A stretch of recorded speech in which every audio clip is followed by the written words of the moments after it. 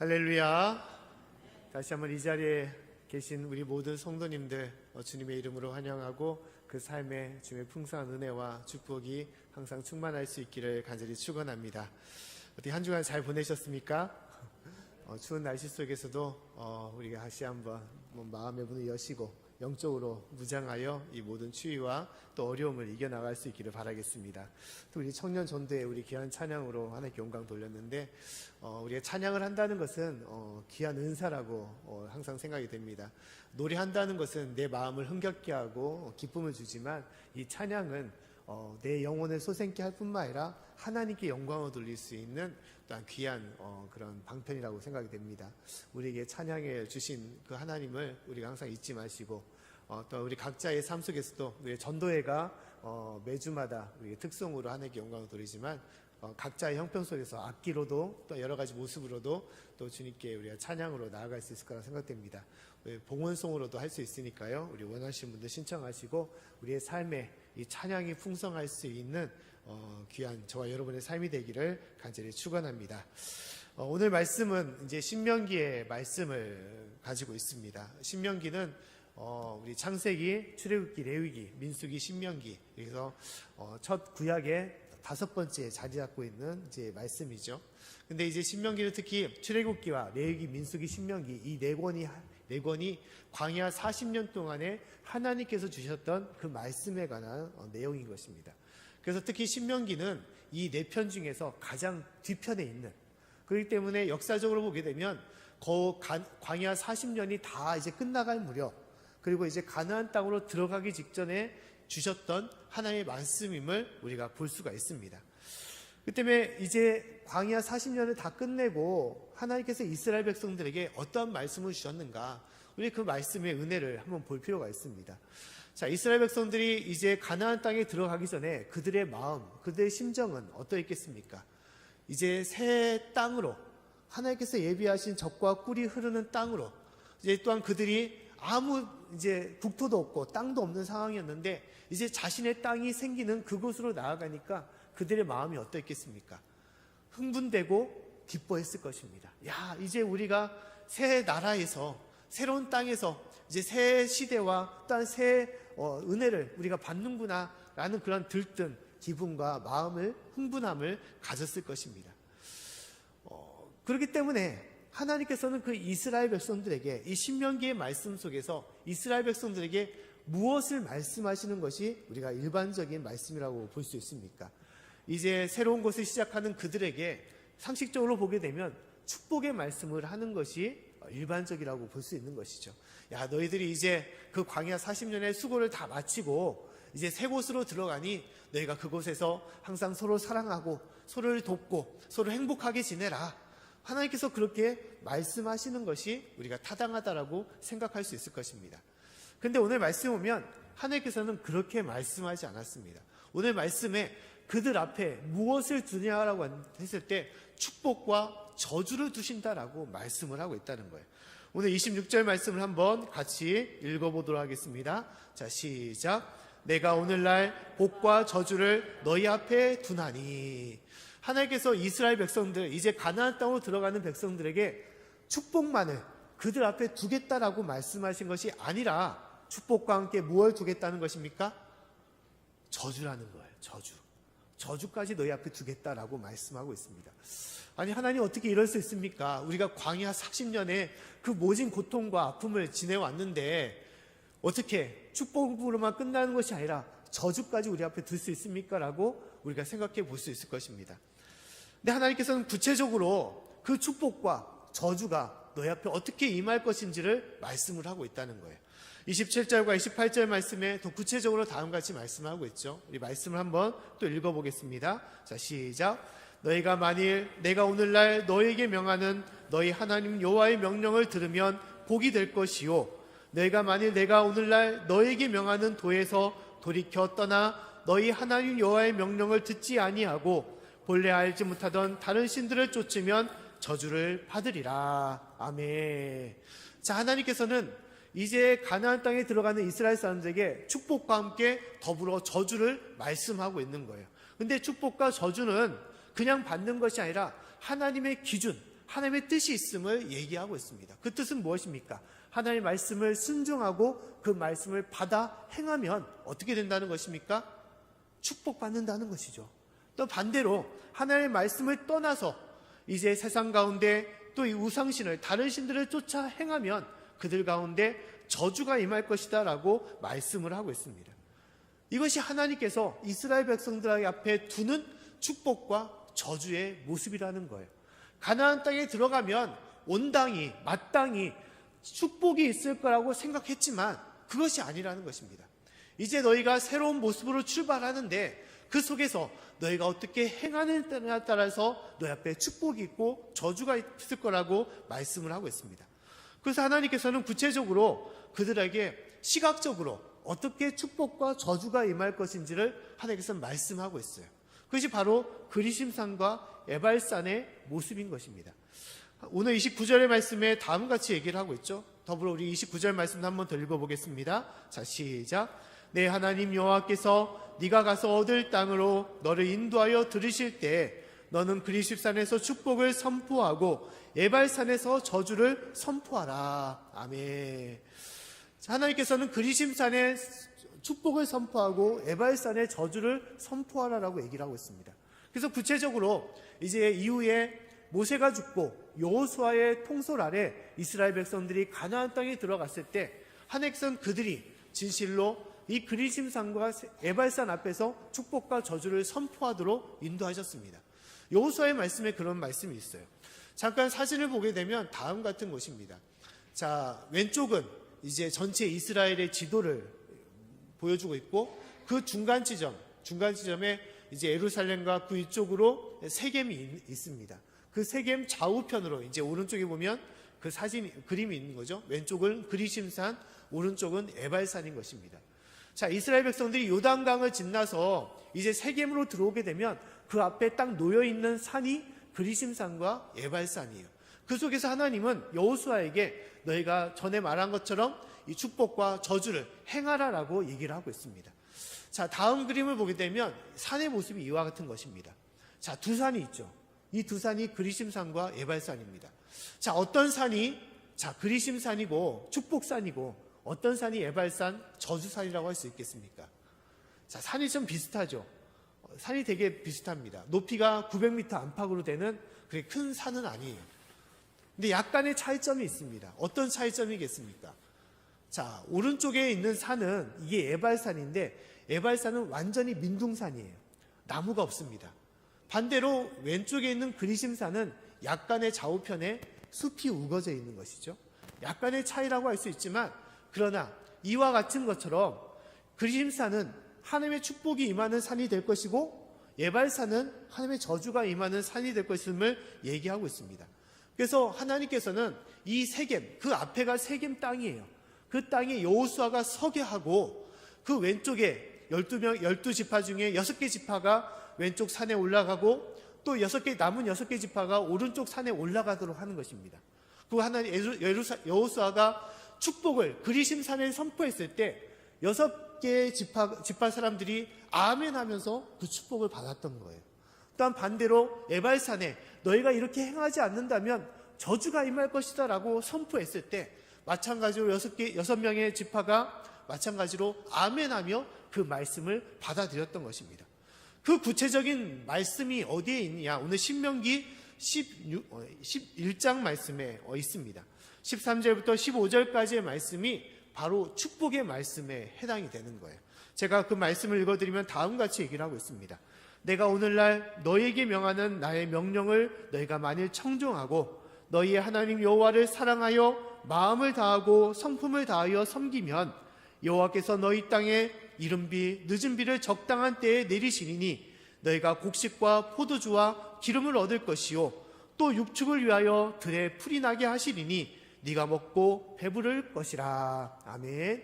자, 이것이 그리심산에 선포되었던 하나님의 축복의 말씀인 것입니다. 또한 반대로 저주의 산 에발산에 선포되었던 말씀은 무엇이냐? 16절과 17절의 말씀에 얘기되고 있습니다. 이 말씀도 제가 한번 읽어드리겠습니다. 너희는 스스로 삼가라. 두렵건대 마음에 미혹하여 돌이켜 다른 신들을 섬기며 그것에게 절함으로 여호와께서 너에게 진노하사 하늘을 닫아 비를 내리지 아니하여 땅으로 소산을 내지 않게 하심으로 너희가 여호와의 주신 아름다운 땅에서 속히 멸망할까 하노라. 아멘. 자, 이것이 바로 이 저주의 말씀이 에발산에 선포되었던 말씀입니다. 하나님께서는 이 좌우편에 두 산을 놓고 너희는 이제 가나안 땅에 들어갈 때 어느 산을 선택할 것이냐, 어느 편을 선택할 것이냐라고 물어보고 있는 거예요. 구체적인 이 선택은 무엇을 선택하는 것입니까? 이 선택은 바로 하나님이시냐 아니면 세상이냐를 하나님께서 물어보고 있는 것입니다. 하나님의 말씀을 선택할 것이냐 아니면 하나님의 말씀을 어기고 너희가 우상신, 이방신을 섬기고 세상으로 나아갈 것이냐라고 물어보고 있다는 것입니다. 이곳에 무엇을 선택하느냐에 따라서 그곳에 참된 축복과 은혜가 있고, 또한 반대로 하나님을 떠난 삶에는 하나님의 영원한 재앙과 저주가 있을 것임을 말씀하고 있는 것입니다. 가나안 땅에 들어간다고 해서, 젖과 꿀이 흐르는 땅에 들어간다고 해서 그들이 축복을 받는 것이 아니라, 구체적으로 너희가 그 땅에서 누구를 선택하느냐에 따라 너희 앞에 저주가 임하고 아니면 반대로 축복이 임할 것인지를 말씀하고 있는 것입니다. 사랑하는 성도 여러분, 우리 삶도 마찬가지입니다. 올 한 해 시작하면서 하나님께서는 우리에게 무엇을 물어보냐, 너희가 누구를 선택할 것인지를 하나님께서는 물어보고 있는 것입니다. 할렐루야. 이것이 우리에게 주시는 말씀이에요.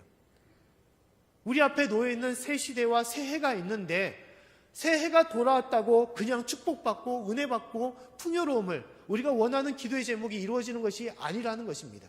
중요한 것은 이 모든 것이 우리 가운데 임하기 위해서 우리가 누구를 선택해야 되는 것이 중요함을 하나님께서 말씀하는 것입니다.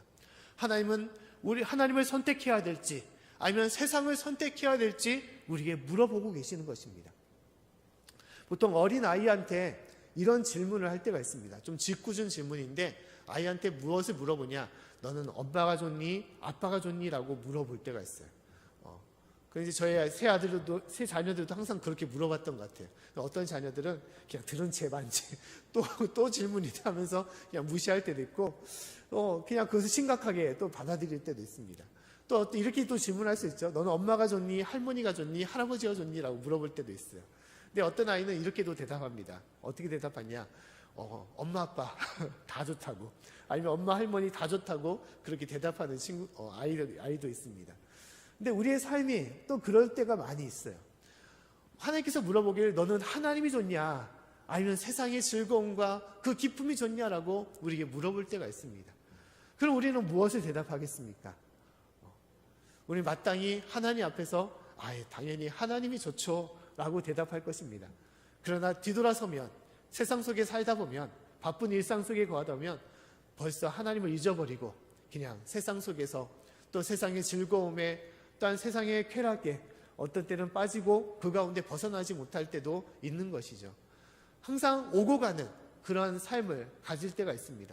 하나님도 좋고 세상도 좋습니다 라는 그런 어떤 속마음을 우리가 갖고 살아갈 때가 있는 것이죠. 그러나 하나님께서는 오늘 말씀을 통하여 그것은 우리가 다 선택할 것이 아니라는 것입니다. 하나님과 재물을 같이 섬길 수 있는 것이 아니라 오직 하나를 선택해야 되는데, 그 참된 축복과 그 참된 은혜는 어디 가운데 있느냐, 바로 하나님께 있음을 말씀하고 있는 것입니다. 젖과 꿀이 흐르는 땅은 왜 있는 것이냐, 그냥 가나안 땅에 들어간다고 그 땅이 항상 비옥지고 풍요로운 땅이냐, 그것이 아니라는 것입니다. 그 땅이 젖과 꿀이 흐르는 땅이 되기 위해서는 하나님께서 그 땅 가운데 역사하실 때만이 그 땅이 풍요로운 땅이 됨을 말씀하는 것입니다. 하나님께서 이른 비와 늦은 비를 주시고 그 가운데 주님의 역사를 바라시사 그곳의 광야를 하나님의 생명이 넘치는 땅으로 변화시켜 주시고, 모든 짐승들이, 가축들이 살아갈 수 있는 은혜의 땅으로 변화시킬 때 그곳이 젖과 꿀이 흐르는 땅이 됨을 말씀하고 있는 것입니다. 반대로 아무리 물이 넘쳐나고 많은 비옥함이 있을지라도 하나님께서 하늘의 문을 닫아버리시고 비를 내리지 않고 그곳에 모두 마르게 하신다면 그것은 사막과 광야가 될 수밖에 없음을 말씀하는 것이죠. 사랑하는 성도 여러분, 우리의 삶도 마찬가지입니다. 우리가 이 올 한 해를 살아가면서 하나님께 주시는 은혜와 축복을 맛보기를 원하는데, 가장 중요한 것은 우리가 하나님 앞에 설 때만이, 하나님과 함께 나아갈 때만이 우리 삶이 진실로 비옥지고 풍요로운 하나님의 축복을 받는 삶으로 변화됨을 우리가 깨달아야 되는 것입니다. 사랑하는 성도 여러분, 올 한 해 주님과 함께 또 주님께 가까이 나아갈 수 있는 저와 여러분의 삶이 될 수 있기를 간절히 축원합니다. 한 이런 이야기가 있습니다. 그 재미교포, 이제 미국에 살고 있는 한 자매가 있었는데, 이 자매가 이제 어떤 취직을 하게 되었습니다. 그 취직은 뭐냐? 미국 외교관 시험을 이제 보게 되었던 것입니다. 그리고 공부를 열심히 해서 이제 이제 어려운 필기 시험을 다 마치고 이제 합격을 하게 되었던 거예요. 그리고 이제 남은 것이 무엇이냐? 면접이 남아 있었습니다.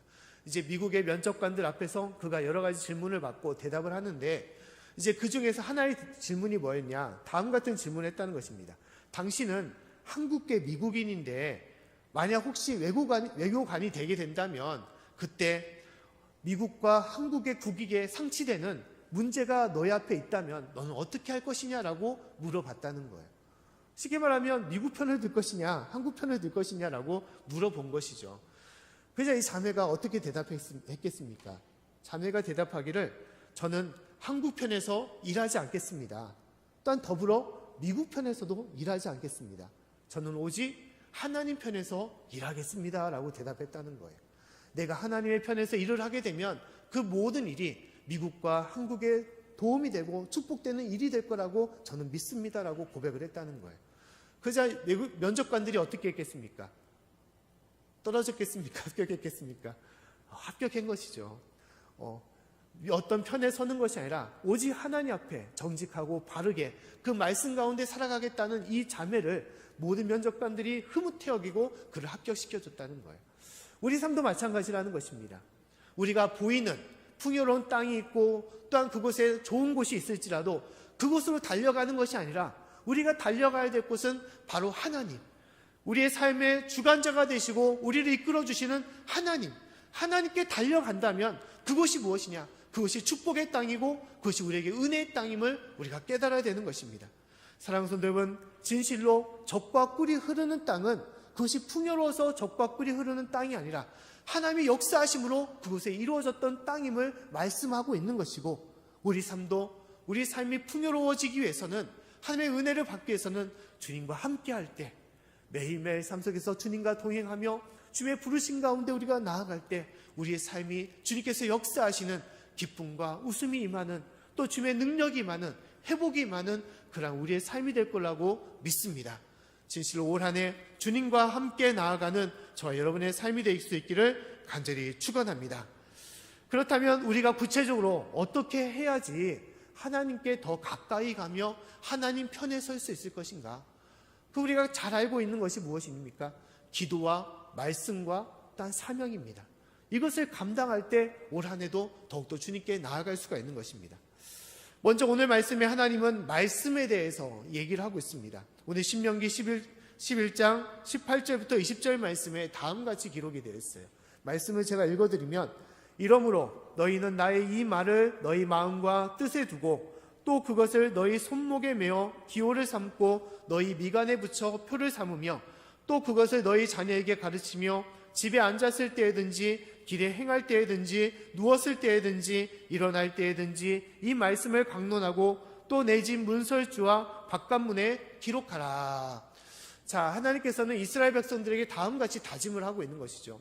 너희의 손목에 또 이마에 말씀을 붙이고, 또한 너희가 행하는 그 집, 오고 가는 그 문설주, 문 기둥에다가 말씀을 붙이라라고 얘기를 하고 있습니다. 자, 이스라엘 백성들은 지금도 이와 같은 일을 행하고 있어요. 다음 그림을 보게 되면 이제 테필린과 이제 문설주, 이제 매주자에 대해서 얘기를 하고 있는데, 왼쪽에 보면, 왼쪽의 사진은 아버지가 아들에게 말씀이 새겨져 있는 그런 이렇게 함을 이제 손목과 머리에다가 붙여주는 것을 얘기하고 있죠. 이것이 테필린이라고 얘기합니다. 그 말씀에 무엇이 새겨있냐? 쉐마라는 신명기 6장의 말씀이 새겨있어요. 너희는 마음을 다하고 목숨을 다하고 여호와 하나님을 사랑하라. 이 말씀을 새기고 이 말씀을 붙잡고 살아가라는 것입니다. 그래서 머리는 너의 생각이, 모든 생각이 하나님께로 온다는 것을 너희가 잊지 말아라. 또한 8에다가 하는 것은 너희가 행하는 모든 것들, 행하는 모든 일은 하나님과 함께함으로 하나님의 능력을 주심으로 이 일을 행한다는 것을 그 상징적으로 보여주는 것으로 행하는 것입니다. 또 문설주에 저의 말씀을 붙이는 것은 뭐냐? 이 집이 하나님의 말씀으로 세워진 것이고 그 말씀이 임하는 집임을 항상 새겨놓는 역할을 하는 거예요. 그래서 그들은 나갈 때마다 이 매주자 문설주 말씀에 손을 대고 기도하고, 또한 들어올 때도 이곳에 말씀을 놓고 기도함을 통하여 하나님을 항상 깨닫고 살아간다는 것입니다. 자, 하나님은 이와 같이 여러 가지 모습으로 우리에게 말씀을 강조하고 있습니다. 하나님의 말씀을 강조하고 있어요. 왜 하나님께서 말씀을 강조하고 있습니까? 하나님의 명령이고 하나님의 뜻이기 때문에, 또한 더불어 이 말씀은 우리에게 주시는 하나님의 능력이고 역사이기 때문에 우리에게 강조를 하고 있는 것입니다. 자, 영적인 전신갑주를 하나님께서 우리에게 말씀하고 있습니다. 그 전신갑주 중에 하나가 무엇이냐? 바로 말씀입니다. 말씀은 무엇이라고 얘기하느냐? 성령의 검이다라고 얘기를 하고 있어요. 영적인 검이다라고 말하고 있습니다. 악한 영과 싸우는 데 있어서, 영적인 전쟁에서 싸우는 데 있어서 중요한 것이 바로 말씀이다라고 얘기를 하고 있습니다. 그 말씀은 우리 가운데 역사하여서 우리의 모든 삶과 우리의 모든 것을 가르치고 인도하는, 변화시키는 귀한 능력임을 얘기하고 있는 것입니다. 그래서 히브리서 4장 12절 말씀에 다음같이 얘기를 하고 있죠. 하나님의 말씀은 살았고 운동력이 있어 좌우의 날선 어떤 검보다도 예리하여 혼과 영과 관절과 골수를 찔러 쪼개기까지 한다라고 말씀을 하고 있습니다. 말씀이 내 안에 있으면 그 말씀이 나를 움직여서 나를 이끌어 간다는 것입니다. 내 삶을 변화시키고 내 모든 지경을 주님께서 이끌어 주시사 하나님의 능력이 거하도록 인도하심을 말씀을 하고 있는 것입니다. 이것이 말씀이라는 거예요. 우리가 말씀을 읽으라고 하면 좀 어렵습니다. 쉽지 않습니다. 책 한 권이지만 책이 워낙 두껍고 1189페이지에 해당되는 두꺼운 책을 가지고 있고, 왜 이렇게 이름이 어려운지, 또한 지명이 왜 이렇게 어려운지, 또한 낯선 단어들이 왜 이렇게 많이 나오는지 읽다 보면 헛도는 같은 그런 느낌을 받을 때가 많이 있습니다. 어떤 분들은 성경을 읽으라고 하니까 이 성경책이 창세기와 마태복음은 시커먼 것인데 다른 곳은 하얀 데가 많이 있습니다. 왜냐하면 항상 읽을 때 마태복음만 읽다가 끝내버리고 창세기만 읽다가 덮어버리고 그런 경우들이 많이 있어요. 또 성경을 어떻게 부르냐? 성경은 100% 수면제라고 얘기를 합니다.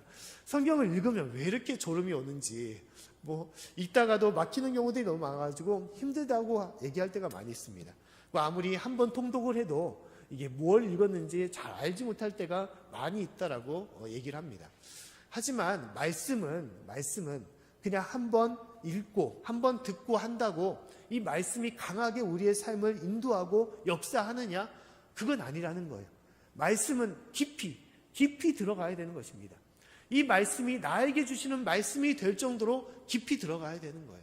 보통 우리가 광맥을 캘 때, 금 광맥을 캘 때 그냥 꽃갱이나 삽질 한 번 한다고 그곳에 금이 콸콸콸 흘러 넘치는 것입니까? 아니죠. 깊이 들어가야 됩니다. 산 깊이 들어가거나 땅 깊이 들어갈 때 금이 솟아나거나 아니면 기름이 솟아날 때가 있는 것이죠. 말씀은 그와 같은 것입니다. 말씀은 이 말씀을 깊이 묵상하여 이것의 뜻을 깊이 누릴 때 그 말씀이 어느 순간에 나의 말씀이 되고 그 말씀의 그 오묘한 뜻과 그 능력으로 내 삶에 기쁨이 있고 내 삶에 능력이 임하게 될 때가 있습니다. 말씀의 깨달음이 내 삶을 흔들어 버릴 때가 있는 거예요. 그 가운데로 들어가야 되는 것입니다. 시편 119편 103절과 105절 말씀에도 하나님께서는 다음같이 말씀에 대해서 얘기를 하고 있습니다. 제가 말씀을 읽어드리면 주의 말씀의 맛이 내게 어찌 그리 단지요 내 입의 꿀보다 더하니이다. 또한 105절 말씀에 주의 말씀은 내 발의 등이요 내 길의 빛이니이다 라고 말씀하고 있습니다. 주의 말씀이 달다는 거예요. 꿀보다도 달다라고 말하고 있습니다. 심지어 이 말씀은 내 길의 빛이 되고 내 발의 등이 된다라고 얘기를 하고 있습니다. 어떻게 말씀을 많이 읽지만 전혀 그런 것 같지 않은데, 그러나 말씀을 깊이 들어가서 그 말씀이 나에게 들려주는, 나에게 말씀하시는 말씀이 되게 된다면 내 삶을 진실로 주님께서 인도하시고 이끄시는 귀한 능력의 말씀으로 변화되는 것입니다. 사랑하는 성도 여러분, 올 한 해도 이 말씀을 붙잡고 이 말씀을 작정하여 주 앞에 나아갈 때 한 걸음 더 가까이 나아갈 수 있는, 주님과 동행할 수 있는 저와 여러분의 삶이 될 수 있기를 간절히 축원합니다. 우리가 작전 카드를 작성하는 것은 그냥 과제가 아닙니다. 과제가 아니에요. 나에 대한 다짐인 것입니다. 나에 대한 각오가 되는 거예요. 올 한 해 내가 영적으로 더 어떻게 행할지, 작년보다도 더욱더 하나님께 어떻게 나아갈지를 우리가 결심하며 주님께 나아가는 것입니다. 그래서 올 한 해도 이 말씀으로 더욱더 무장할 필요가 있는 것입니다. 또한 두 번째로 무엇입니까? 기도입니다. 자, 보통 우리 세상적으로 얘기할 때 천재는 뭐라고 얘기합니까? 99%의 노력과 1%의 영감으로 이루어진다라고 얘기를 하고 있습니다. 아무리 뛰어난 천재라도 무엇이 중요하다는 것입니까? 노력과 어떠한 수고가 중요하다는 것이죠. 근데 영적으로는 다음같이 얘기할 수 있습니다. 영적으로는 99%의 기도와 1%의 노력이 필요한 것입니다. 우리가 노력하고 수고하는 것도 중요하지만 더 중요한 것은 무엇이냐? 하나님께서 나와 함께 하도록 더욱더 주님을 붙잡고 나아가는 것이 중요하다라고 말씀하는 것입니다. 삶이 바쁘다고 기도하지 못하는 것이 아니라 기도하지 않기 때문에 삶이 더 바빠지고 더 복잡해지고 더 어려워지게 되는 것입니다. 힘들수록 바쁠수록 하나님께 더욱더 가까이 갈 때 주께서 우리의 길을 열어주시는 것입니다. 예전에 전래 동화 중에 이런 이야기가 있습니다. 해님 달님이라는 동화가 있죠. 이제 두 오누이가 호랑이에 쫓겨가지고 이제 갈 데가 없으니까 기도했더니 하늘에서 동아줄을 내려주는 것입니다. 그래서 어떻게 했습니까? 이 오누이가 동아줄을 움키니까 이제 끌어올려서 이제 구원함을 받은 것에 대한 이야기죠. 이 동아줄이 바로 우리를 향한 하나님의 모습인 것입니다. 우리가 기도함을 통하여 하나님을 붙잡고 하나님께 더욱더 나아가는 것이지만 그러나 실상은 무엇이냐? 하나님께서 우리를 붙잡아 주시는 거예요. 붙잡아줘서 그 기도의 동아줄로 우리를 끌어당기시고 우리를 구원하시고 우리를 이끌어 주시는 것입니다. 올 한 해도 하나님께서 우리 가운데 그렇게 역사하시기를 원하시는 거예요. 그래서 하나님은 끊임없이 우리에게 쉬지 말고 기도하고 더욱더 열심으로 주님을 찾고 찾으라라고 말씀하고 있습니다. 우리가 잘 알고 있는 기도의 119, 우리 누가복음 11장 9절 말씀에 보면 다음같이 말씀을 하고 있죠. 말씀을 제가 읽어드리면 내가 또 너에게 이르노니 구하라 그러면 너에게 주실 것이요 찾으라 그러면 찾을 것이요 문을 두드리라 그러면 너에게 열릴 것이니 구하는 이마다 받을 것이요 찾는 이가 찾을 것이요 두드리는 이에게 열릴 것이니라. 아멘. 하나님께서 열심히 3번에 반복해서 구하고 찾고 두드리라라고 말씀하고 있습니다. 그만큼 강조를 하는 것은 무엇이냐? 열심으로 행하라는 거예요. 열심으로 행하다는 것은 집중하라는 거예요. 집중하라. 기도는 오랜 시간 기도한다고 기도가 되는 것은 아닙니다. 짧은 시간일지라도 그 가운데 하나님을 생각하며 하나님께 마음을 다하여 기도하는 것이 중요합니다. 우리가 보통 기도할 때 기도가 많이 복잡해가지고 기도해도 시간도 잘 안 가고 한 열심히 기도하는 것 같은데 3분밖에 채 안 되고 또 열심히 기도한 것 같은데 딴 생각이 나고 내가 어디에 있는지 어느 곳에 있는지 그렇게 혼동될 때가 많이 있습니다. 기도하다가 졸다가 이제 머리를 다칠 때도 있고 그런 식으로 기도에 집중을 하지 못할 때가 있는 것이죠. 그러나 하나님께서는 짧은 시간을 기도하더라도 내가 진실로 하나님만을 생각하며 주님께 마음을 다하여 기도하기를 원하시는 거예요. 내가 원하는 거, 바라는 거, 그 모든 것을 주님께 놓고 기도하거나 주의 말씀을 새기면서 간절히 기도할 때 하나님께서는 그 가운데 크신 은혜를 주시고 놀라운 능력으로 우리의 삶을 이끌어 주시는 것입니다. 말씀과 함께 기도는 올 한 해 하나님께 더욱더 가까이 나아갈 수 있는 우리의 삶의 영적인 모습임을 우리가 알아야 되는 것입니다. 그래서 우리가 힘을 다할 때, 틈이 날 때마다 주님께 기도하며 나아가야 되는 것입니다. 세 번째로 하나님께서 우리에게 원하시는 것은 바로 사명입니다. 전도의 사명, 영혼 구원의 사명인 것입니다. 예수님께서 이 땅을 떠나시기 전, 승천하시기 전에 제자들을 불러서 다음같이 말씀을 하셨습니다. 마태복음 28장 19절과 20절 말씀을 제가 한번 읽어드리면 그러므로 너희는 가서 모든 족속으로 제자를 삼아 아버지와 아들과 성령의 이름으로 세례를 주고 내가 너에게 분부한 모든 것을 가르쳐 지키게 하라. 볼지어다 내가 세상 끝날까지 너희와 항상 함께 있으리라 하시니라. 아멘.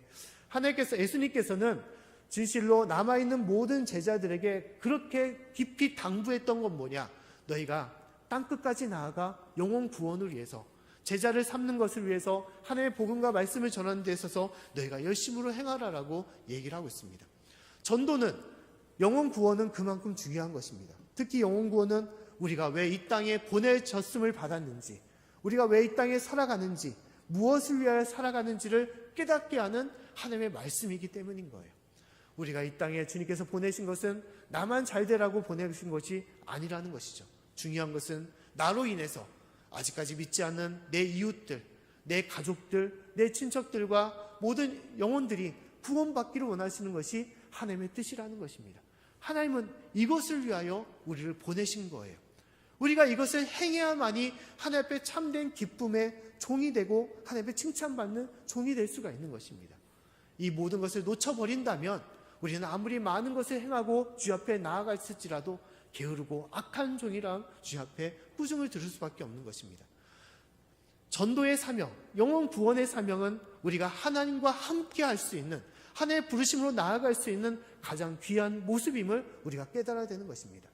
특히 영혼 구원은 단순하게 한 영혼을 우리가 살리고 구원하는 것으로 끝나는 것이 아닙니다. 더 중요한 것은 이 전도의 사명을 감당함을 통하여 내 영혼을 하나님께서 어떻게 하시냐? 살리신다는 거예요. 할렐루야. 잠자고 있는 내 영혼을 깨우시고 또한 죽어가고 있는 내 영혼을 살리시는 것이 이 영혼 구원의 모습인 것입니다. 내 영혼이 추운 날 꼼짝하지 않고 있는 것처럼 그렇게 있다면 어떻게 되겠습니까? 얼어서 그 영혼은, 그 삶은 무너질 수밖에 없는 것이죠. 영혼도 마찬가지입니다. 영적인 모습에서도 내가 행하지 않고 사명을 감당하지 못한다면 우리는 꼼짝하지 않는 모습과 똑같은 거예요. 결국은 우리 삶은 막혀버리고 얼어버리고 우리는 무너질 수밖에 없는 것입니다. 하나님은 우리의 잠자는 영혼을 깨워주시게 하여 우리에게 사명을 주시고 또한 더불어 기도와 말씀으로 더욱더 주님 앞에 나아가기를 원하시는 것입니다. 사랑하는 성도 여러분, 말씀을 마치도록 하겠습니다. 오늘 말씀은 하나님께서는 젖과 꿀이 흐르는 땅으로 우리를 들여보내시기를 원하시는데 그 땅에 들어갈 때 중요한 것은 뭐냐? 우리가 어느 편에 설 것인지가 중요함을 말씀하는 것이에요. 오직 하나님 앞에 섰을 때만이, 하나님과 함께할 때만이 그 땅이 우리에게 참된 젖과 꿀이 흐르는 땅이 됨을 말씀하는 것입니다. 그래서 올 한 해도 오직 주님과 함께함을 통하여 올 한 해가 주님의 은혜 받는 한 해가, 또한 회복받는 한 해가 되기를 원하고, 또한 더불어서 이 일을 위해서 우리가 기도와 말씀과 전도를 통하여 진실로 이 영적인 삶을 무장함을 통하여 주님 앞에 온전히 나아갈 수 있는, 나의 선한 목자가 되시는 하나님께 나아갈 수 있는 저와 여러분의 삶이 될 수 있기를 다시 한번 간절히 축원합니다.